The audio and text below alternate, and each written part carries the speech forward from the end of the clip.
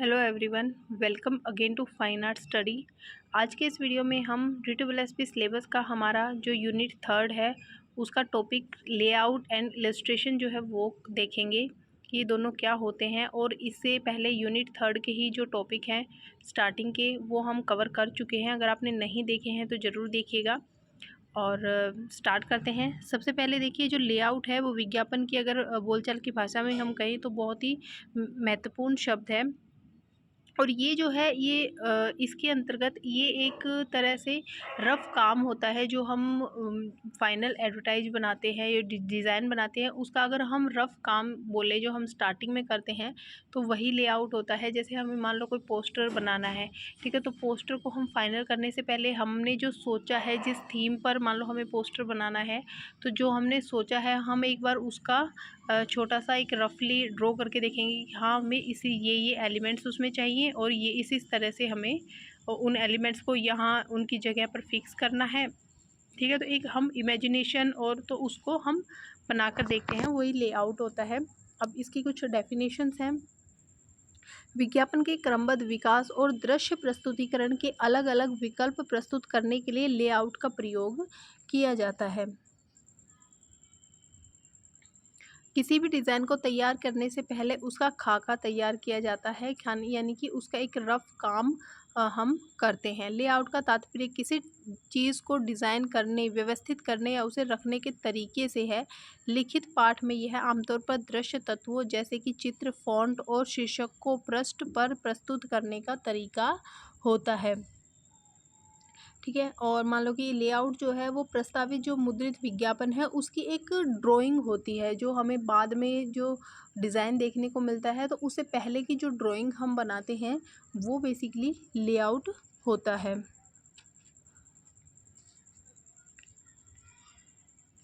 खाका निर्माण की प्रक्रिया, तो सबसे पहले क्या होता है, हमें डिज़ाइन बनाने की कल्पना। ठीक है, कि हम सबसे पहले इमेजिनेशन करते हैं कि हमें जो है वो डिज़ाइन कैसे बनाना है, क्या बनाना है। तो सबसे पहले हम ये सोचते हैं।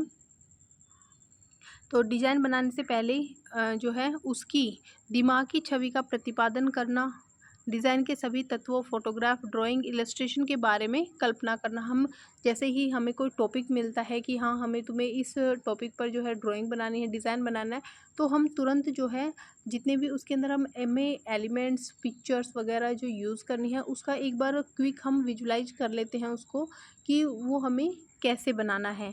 तो ये जो है ये उसका विजुलाइजेशन हो गया जो कि हम सबसे पहले करते हैं।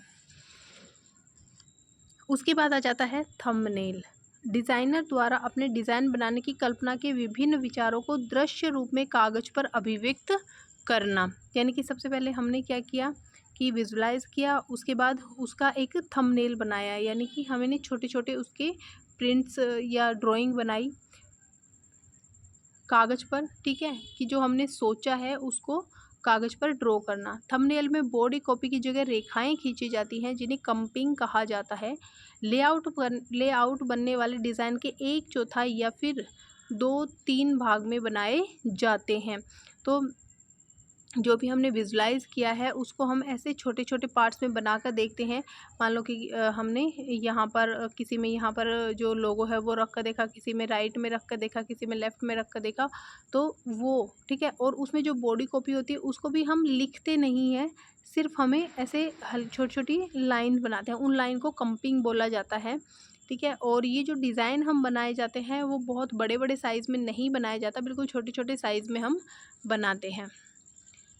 तो देखिए इस तरह से, कुछ इस तरह से, ये थोड़ा सा क्लियर नहीं है नेट की वजह से। तो इस तरह से मान लो कोई एक डिज़ाइन है, उसके हमने बहुत से छोटे छोटे जो है वो थंबनेल बना लिए हैं। थंबनेल लेआउट का प्रथम चित्रांकन होता है। ये भविष्य में बनने वाले विज्ञापन के छोटे स्केच होते हैं जिन्हें बाद में परिष्कृत करके डिज़ाइन बनाया जाता है। इसमें डिज़ाइन के सभी तत्वों का संयोजन रहता है। मान लो हमने ये बहुत सारे अलग अलग जो है डिज़ाइन बना लिए, किसी में हमने पिक्चर को नीचे रख के देखा है, किसी में पिक्चर को ऊपर रख के देखा है, किसी में लोगों को राइट में, किसी में लोगों को लेफ्ट में। तो इस टाइप से फिर इनमें से जो हमें डिज़ाइन अच्छा लगता है कि हाँ इसमें सारे एलिमेंट्स अच्छे लग रहे हैं, ठीक है, संतुलित हैं, फिर उसको हम फाइनल करते हैं और फिर उसमें जो है उसको थोड़े बड़े साइज़ में बनाते हैं और उसको फिर जो जितने भी चेंज हमें करने हैं वो हम फाइनल करते हैं।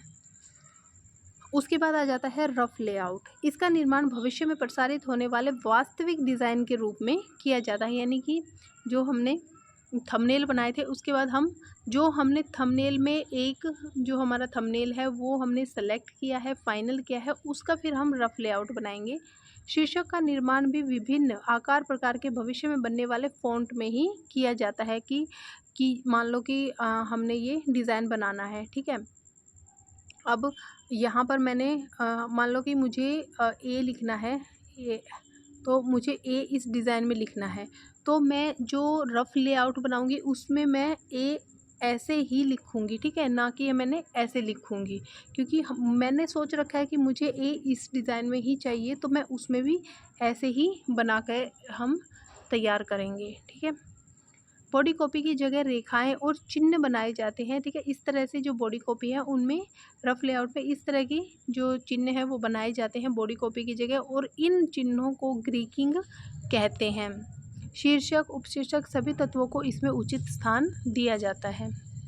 उसके बाद आ जाता है कॉम्प्रिहेंसिव यानी कि विस्तृत। यह डिज़ाइन का वह रूप होता है जिसका अधिकतर भाग कंप्यूटर से तैयार किया जाता है, यानी कि अब आपने रफ़ लेआउट बनाया, अब रफ़ लेआउट में आपको या तो आपको फाइनल करना है या जिसको भी आपको जिससे भी फाइनल करवाना है उसको आप दिखाएंगे, उसमें अगर कुछ चेंज करने हैं तो वो आप चेंज करेंगे, और जब आपका जो डिज़ाइन है वो फाइनल हो जाता है उसके बाद आप उसको जो है एक विस्तृत रूप देंगे, ठीक है।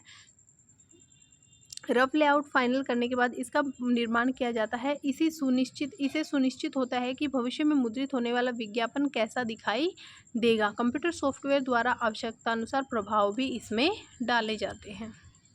उसके बाद लास्ट है हमारा, वो है हमारा मैकेनिकल जो आर्ट वर्क होता है, यानी कि हमने उसको रफ लेआउट के बाद हमने उसको विस्तृत किया, यानी कि कंप्यूटर में हमने उसका डिज़ाइन वगैरह बना दिया, उसमें हमें जो जो एलिमेंट्स जहाँ रखने हैं, जिस फ़ॉन्ट में रखने हैं वो हमने रख कर देख लिए। अब उसके बाद आ जाता है हमारा जो मेन आर्ट वर्क है, यानी कि हमें उसमें कौन से स्पेशल इफेक्ट देने हैं। मान लो बैकग्राउंड में हमें कुछ शेडिंग देनी है, फ़ॉन्ट में हमें शेडो देनी है, ठीक है। इस टाइप से जो भी हमारे डिज़ाइनिंग के काम होते हैं फ़ॉन्ट में, मान लो हमें हाफ हाफ में अलग अलग कलर करना है, तो वो सब काम हम फिर जो मैकेनिकल हमारा आर्ट वर्क है उसमें करेंगे। विज्ञापन डिज़ाइन पूर्ण होने पर कंप्यूटर के विभिन्न सॉफ्टवेयर जैसे कि कोरल ड्रॉ, फोटोशॉप, इलस्ट्रेटर आदि द्वारा संपादित किया जाता है तथा डिज़ाइन फाइनल होने पर उसे ग्राफिक रिप्रोडक्शन करके छपने के लिए भेजते हैं। यानी कि लास्ट में आपका फाइनल हो गया डिज़ाइन, उसके बाद आपने इन जो जितने भी सॉफ्टवेयर वगैरह हैं उनकी सहायता से आपने उसको पूरा जो है आपको जैसा चाहिए था वैसा आपने उसको बनाया है। उसके बाद आपकी उसकी जो कॉपी है, ठीक है, उसको रिप्रोड्यूस करेंगे, यानी उसकी प्रतिकृति भेजेंगे छपने के लिए, या फिर उसको आप प्रिंट जो है, अगर आपको प्रिंट चाहिए आप प्रिंट निकलवाएंगे, ठीक है। तो इस टाइप से, और जब विज्ञापन मुद्रित होता है उसके निर्माण में भी विभिन्न जो हमारी टेक्निक्स हैं और जो जितनी भी मशीनिकल जो प्रोसेस है उनका सहारा लिया जाता है, और जिसके द्वारा एक रफ लेआउट से लेके और एक हमारा जो फाइनल एडवर्टाइजमेंट है वो तैयार होता है।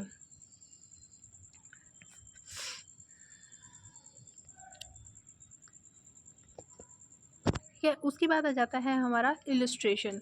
इलस्ट्रेशन क्या होता है, बेसिकली किसी भी चित्र में किसी भी डिज़ाइन में जो हम चित्र का या एलिमेंट्स का यूज़ करते हैं वो होता है हमारा इलस्ट्रेशन, ठीक है। मान लो कि जैसे मान लो कोई आपने चॉकलेट वगैरह का अमूल दूध का जैसे आपने ऐड देखा है, ठीक है। तो अमूल दूध में अगर आपने कोई बच्चा वहाँ पर बनाया हुआ है, जो पैकेट्स वहाँ पर बनाए गए हैं, तो वो क्या हो गए, वो हमारे हो गए इलस्ट्रेशन। बाकी वहाँ पर जैसे अमूल लिखा हुआ है, नीचे बॉडी कॉपी लिखी हुई है, लोगो वगैरह बनाए हुए हैं, तो वो सब उसकी एक्स्ट्रा चीज़ें हैं। लेकिन वो जो हमें पिक्चर दिखाई दे रही है, बच्चे की पिक्चर दिखाई दे रही है, तो वो क्या हो गया, वो हो गया हमारा इलस्ट्रेशन, ठीक है। अच्छा, एक इसका सबसे बेस्ट एग्जांपल है, सबसे पुराना, कि आपने पार्ले जी जो बिस्किट है उसका ऐड सबने देखा होगा, ठीक है। पार्ले जी बिस्किट जब स्टार्ट हुआ तब से और अब तक आपको शायद वही वो जो लड़की है वो आपको दिखाई दे रही होगी। अब आपके सामने कुछ भी जो है पार्ले जी का रैपर वगैरह नहीं है, लेकिन आपके सामने उसी पोज में सिर्फ वो लड़की अगर दिखाई जाती है तो आप तुरंत बता देंगे कि ये पार्ले जी का ऐड है, ठीक है। तो ये होता है इलस्ट्रेशन, यानी कि दृष्टांत चित्रण करना, चित्रों द्वारा समझाने की क्रिया। किसी भी डिज़ाइन में चित्रों द्वारा अगर हम कुछ चीज़ समझाते हैं तो वो होती है illustration. Something that serve to illustrate such as a picture or diagram that help make something clear or attractive. यानी कि जो इलस्ट्रेशन है उसमें क्या होता है, कोई भी पिक्चर होती है, डायग्राम होती है, जिससे कि हमें उस डिज़ाइन को वो समझने में आसानी होती है, और वो जो डिज़ाइन है वो क्लियर होता है और अट्रैक्टिव होता है। इलस्ट्रेशन किसी भी कहानी या विचार के संदेश को चित्रों या आरेख द्वारा अभिव्यक्त करना। मुद्रित विज्ञापन में संदेश को प्रसारित संप्रेषित करने के लिए रेखांकन, चित्रांकन, फोटोग्राफ या कंप्यूटर द्वारा निर्मित कला जो विज्ञापन में चित्र के रूप में प्रस्तुत होती है वो इलस्ट्रेशन कहलाती है। आई होप कि आपको ये समझ में आ रहा होगा। चित्रण का अर्थ उदाहरण प्रदान करना भी है, या फिर या तो लिखित रूप में या चित्र के रूप में, ठीक है। यानी कि या तो आपको लिखा हुआ कहीं दिखेगा, अब जैसे मैकडी का लोगो है, ठीक है, अगर आप वो कि आपने पूरा एड वेड बनाया हुआ है और वहाँ पर वो बीच में बिल्कुल सेंटर में उस बड़ा सा लोगो डाला हुआ है, तो आप उसको देख के भी बता सकते हैं कि हाँ ये मैकडी का लोगो है। तो चित्रण का अर्थ यही होता है, इलस्ट्रेशन का अर्थ ये होता है कि आपको चाहे तो लिखित रूप में या फिर चित्र के रूप में आपको उस प्रोडक्ट के बारे में जानकारी देना। शब्द चित्रण की उत्पत्ति मध्य अंग्रेजी प्रकाश, आध्यात्मिक या फिर बौद्धिक ज्ञान के अर्थ में है, और फ्रांसिस के माध्यम से लैटिन इलस्ट्रेटिया से इसका जो इस वर्ड का जो उत्पन्न है, ये वर्ड जो है वो उत्पन्न हुआ था, ठीक है।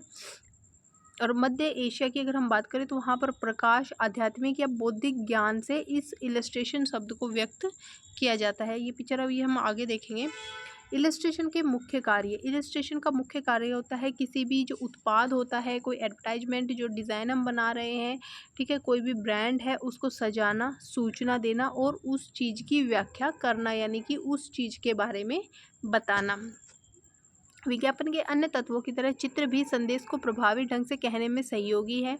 कभी कभी शब्दों की असमर्थता चित्रों के माध्यम से व्यक्त करते हैं, बिल्कुल, क्योंकि आप देखते हैं कि कई बार जैसे मान लो कुछ लिखा हुआ है, तो आपने मान लो कि कोई बर्गर वगैरह का ऐड है, ठीक है, वहाँ पर उन्होंने पूरा 2-3 लाइनों में लिखा हुआ है कि एक बर्गर के साथ एक फ्री है और ऐसे, ठीक है। तो शायद आप ना भी पढ़े, लेकिन उन्होंने क्या किया, इंस्टेंट ऑफ दैट उन्होंने एक बर्गर बनाया है, उसके बीच में बड़ा सा एक प्लस लगा दिया है और साइड में एक और उन्होंने बर्गर डाल दिया है या कोक डाल दी है, जो भी है, ठीक है। तो इस टाइप से उन्होंने डिज़ाइन बनाया, तो आपका ध्यान जो है वो एकदम से अट्रैक्ट होगा उस प्रोडक्ट की तरफ, उस बैनर की तरफ, या जो भी वो मीडियम है उसकी तरफ, कि हाँ आप उसको पढ़ने में फिर भी आलस करेंगे, या शायद सभी जो मतलब वर्ग है, ठीक है, वो उसको पढ़ भी ना पाए, लेकिन जो वहाँ पर पिक्चर अगर आप देखेंगे तो आपको तुरंत पता है कि हाँ ये कॉम्बो में मिल रहे हैं,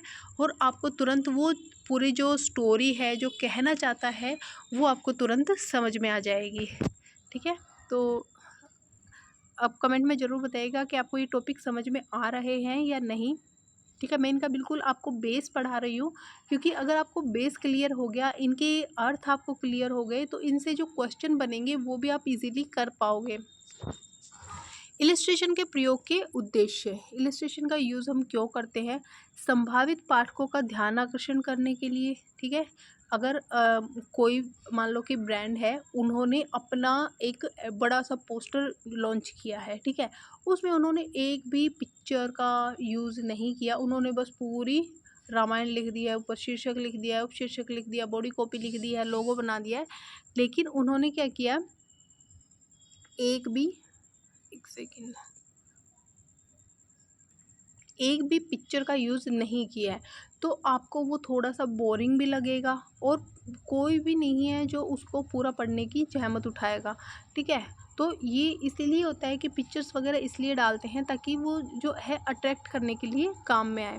उसके बाद ब्रांड इमेज बनाना, लिखित संदेश को पढ़ने के लिए प्रेरित करना। अगर आपको मान लो वो पिक्चर अच्छी लग रही है, मान लो एक बहुत अच्छी सी चॉकलेट का ऐड है, ठीक है, आपको वो चॉकलेट देखते ही मुंह में पानी आ रहा है, तो आप क्या करेंगे, आप तुरंत उसको पूरा पढ़ेंगे कि इस चॉकलेट का नाम क्या है, ठीक है, कहाँ से, ये कितने रुपए की है, कहाँ से मिलेगी, मतलब जो उस में दिखा रहा है, जो उस ऐड में वो दिखा रहा है, तो आप उसको तुरंत पढ़ेंगे।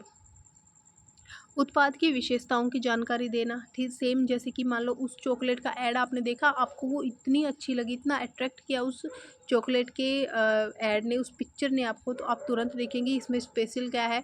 मान लो अभी जैसे वो चॉकलेट का ऐड आया था, एक वो जो बीच में ऐसे पिंक कलर का हार्ट बना हुआ था चॉकलेट के, ठीक है, तो आपको थोड़ी क्यूरियोसिटी होगी कि ये कैसी चॉकलेट है, इसको ख़रीदना चाहिए या पहले नहीं देखी है हमने, ठीक है, तो ये बिल्कुल नई लग रही है, तो इस टाइप से। उसके बाद है उत्पाद के उपयोग से होने वाले लाभों की जानकारी देना।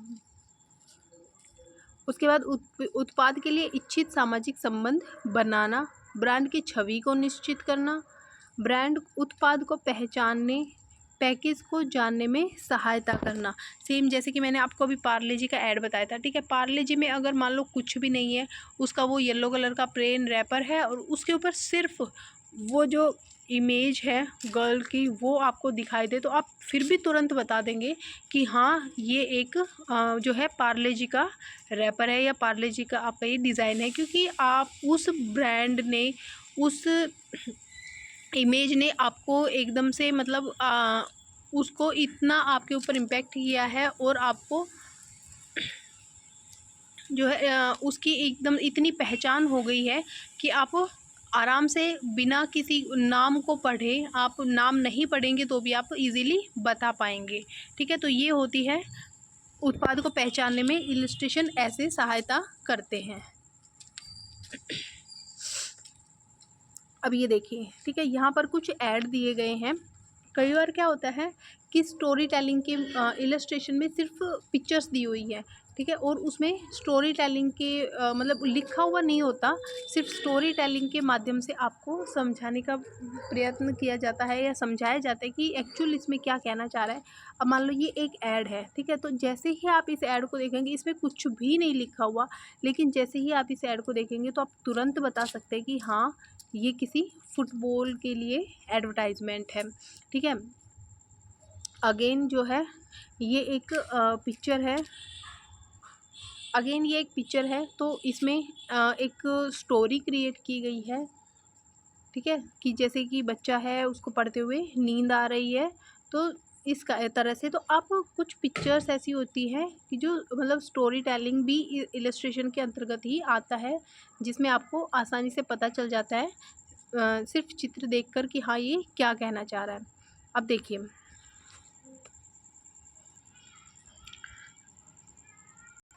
ये पिक्चर थोड़ी सी ब्लर हो गई है, नेटवर्क इशू है, ठीक है। तो यहाँ देखिए ये आपको एक शूज़ दिखाई दे रहा होगा, ठीक है, और उसके नीचे जो है इसका नाम लिखा हुआ है। अब ये शूज़ जो हैं वो इतने मतलब अट्रैक्टिव बनाए गए हैं, तो जैसे ही आपने शूज़ देखे तो आपके मन में तुरंत क्या विचार आया कि ये बहुत अच्छे लग रहे हैं, देखते हैं ये कौन से ब्रांड के हैं। अब आपने ब्रांड देखा और आपने क्या किया, नेक्स्ट डे ही उसको बाय करने के लिए आप उस स्टोर पर जाते हैं, यानी कि ठीक है, ये उसका मेन उद्देश्य है कि कस्टमर को अट्रैक्ट करना, जो प्रोडक्ट है उसकी पहचान बनाना, कस्टमर को प्रेरित करना, अपनी तरफ अट्रैक्ट करना, अपने जो बिक्री है उसको बढ़ाना। ठीक है, अब आप पहन कर जाएंगे, आपने यूज़ किए, आपको अच्छे लगे, नेक्स्ट टाइम आप वहीं पर आएंगे, 2 लोग आपसे और पूछेंगे तो आप उनको वहाँ का बताएंगे कि हाँ मैंने ये उस ब्रांड से लिए हैं, ये मेरे उस ब्रांड के हैं, उस स्टोर के हैं।